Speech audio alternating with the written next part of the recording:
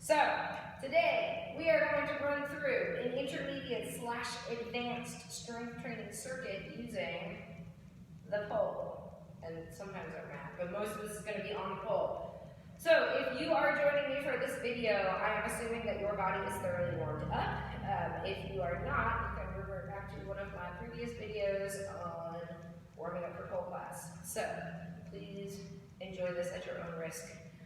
Today we are going to be looking at a few exercises that are going to hit all of our major muscle groups and are training specifically for pole. So if you're joining me on this journey today, I am assuming that you can confidently climb the pole and are either confident in your chopper or are working on your chopper. So this is for students who are climbing and inverting. So we're going to start off the pole. These are crazy. I apologize, or you're welcome. I think they're great. Some people don't like them. But these are what I call downward dog body waves. And so what these are mainly going to work is, well, everything, kind of, but with an extreme focus on the triceps and the chest in the push and a little bit of shoulders front up. So we're going to start in a downward dog. High plank, right? Shift back to down dog. Pick those hips away. Shoulders are away from the ears. Back is nice and flat. Head is chilling. So we're going to start by dropping the elbows to the floor like dolphin. Right? From here, we are pulling shoulders over wrists, scooping the chest towards the floor. Now, this is the hard part. We're picking the elbows up, bringing them into the rib cage and pushing with the toes to bring us into this really low push-up position.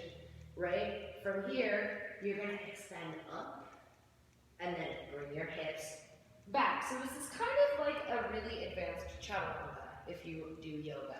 So we're going to do 6 of these.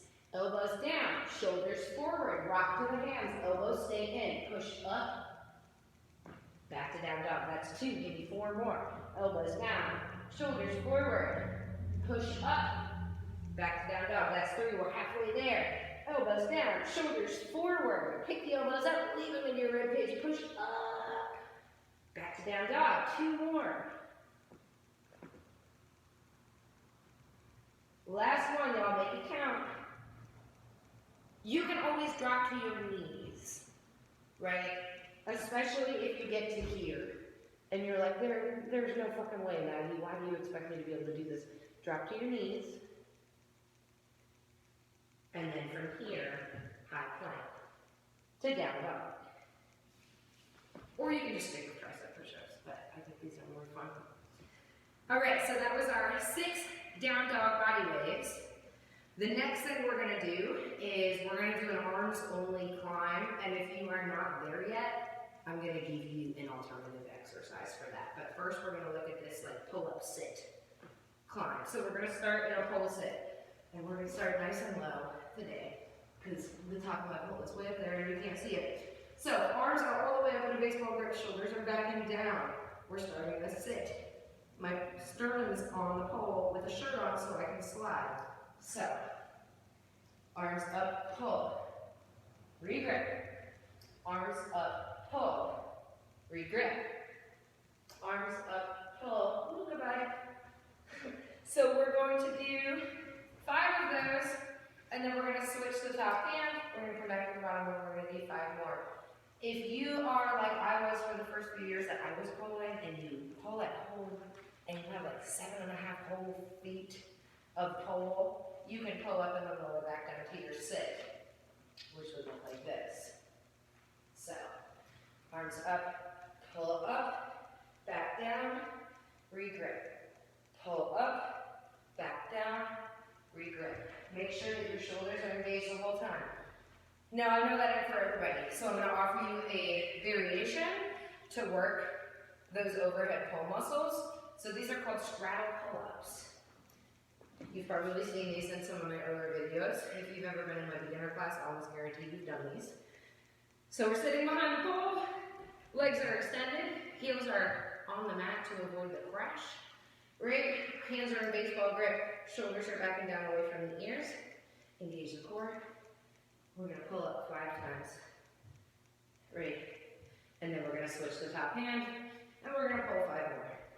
So you have the option of doing either your sit pull-ups or your straddle pull-ups, or you could do both. It just depends on how hard you want to go and how big you want your nose to be, right?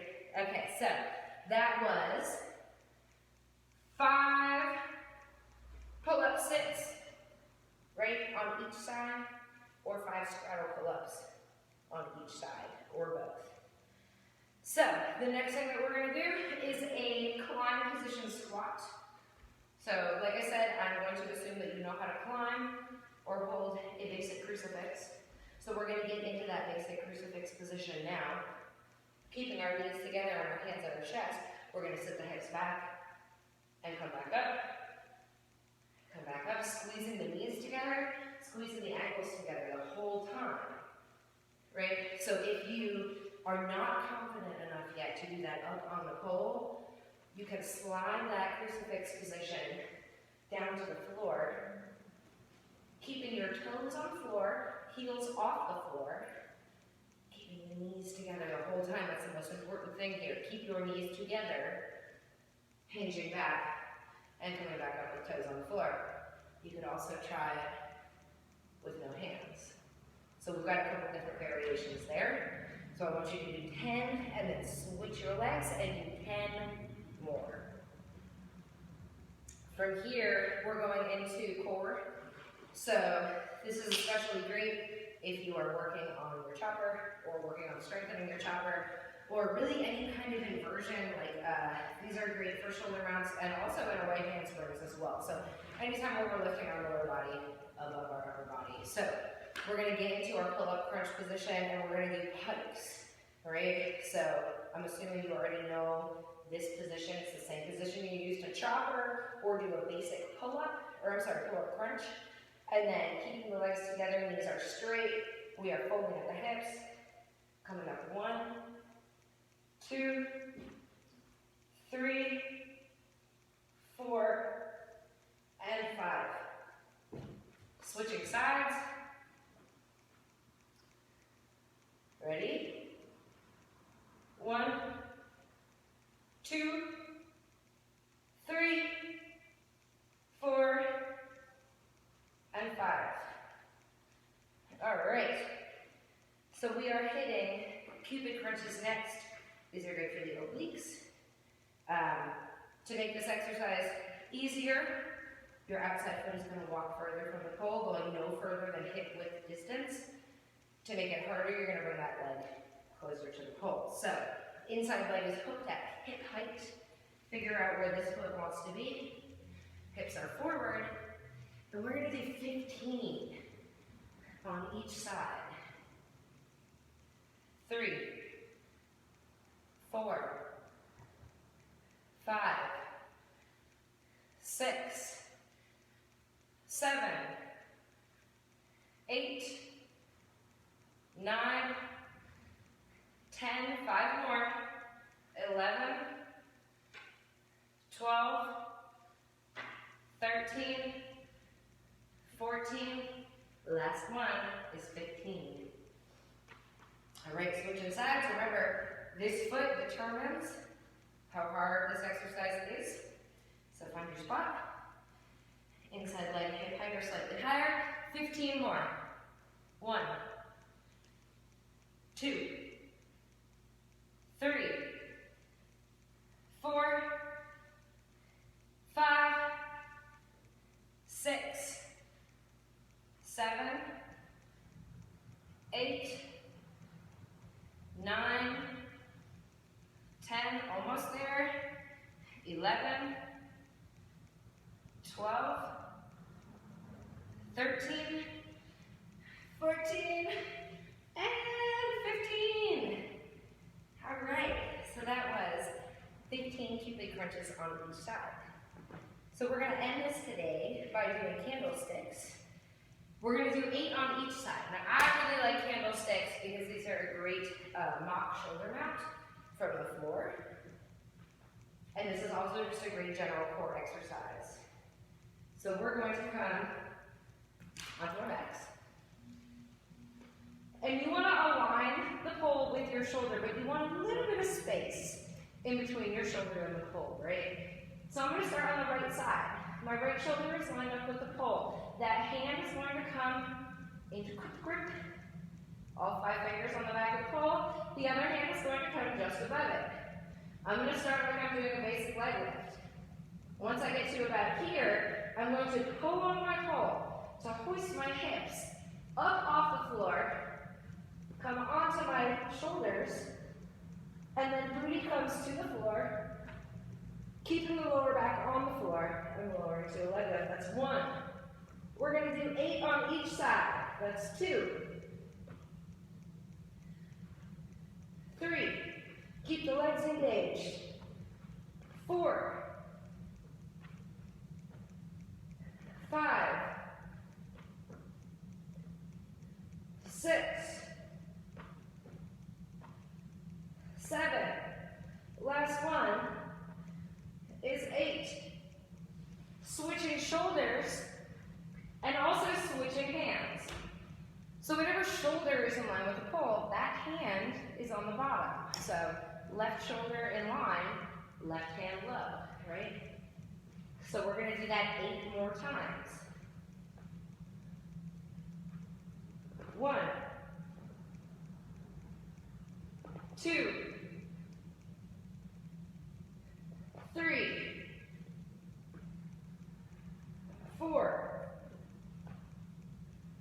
5, almost there. 6, 7, and last one is 8. So that is your circuit. That is going to hit all of the muscles.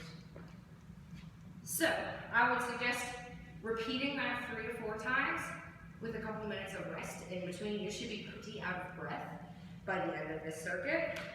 So just to go over it one more time, we have 6 down dog body waves, right, for our push. We have 5 sit pull-ups, or 5 straddle pull-ups on each side for our pull, right? We have 10 climbing squats, either on the pole or on the floor, 10 on each side, that's for our legs.